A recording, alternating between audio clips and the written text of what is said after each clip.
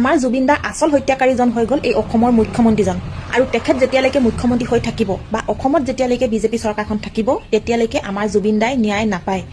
আৰু এতিয়া ইলেকশ্যনৰ আগত 10,000 টকা দি মহিলাসকলক যেনেকৈ তেখেতে ফুচুলাই ৰাখিছে ভোটটো পাবৰ বাবে, গতিকে সেই 10,000 টকাত কোনো ভুল নাযাব যেতিয়ালৈকে আমাৰ জুবিন দাই ন্যায় নাপায়।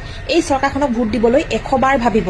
এনেকুৱা ধৰণে বাৰু কাকো বিজেপি চৰকাৰক ভোট নিদিবৰ কাৰণে মই উচতনি দিবলৈ যোৱা নাই আৰু নাযাওঁ, আৰু অসমৰ মুখ্যমন্ত্ৰীক এনেকৈ গালিগালাজ কৰিবলৈও নাযাওঁ। এটা কথা সত্য, আমাৰ জুবিন দাই কোনোদিন ন্যায় নাপায়।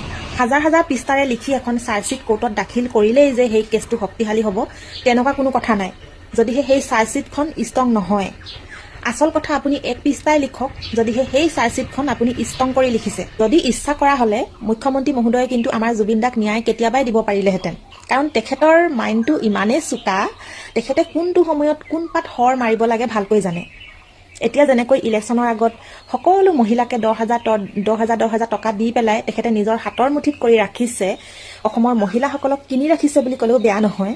আৰু এতিয়া 8,000 নে 9,000 কিবা এটা অৰুণোদয় দিম বুলিও কৈছে। তাৰোপৰি এজন মুখ্যমন্ত্ৰী হৈ একদম মিটিঙত তেখেতে জঁপিয়াই জঁপিয়াই নাচিব, মানুহক চুমা খাব, সাৱটি ধৰিব, ইমান মৰম চেনেহৰ অভিনয় তেখেতে কৰিব পাৰে ভোটটোৰ কাৰণে।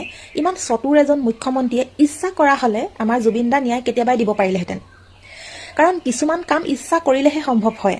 মই কিন্তু বিজেপি চৰকাৰখনক ভোট দিয়াৰ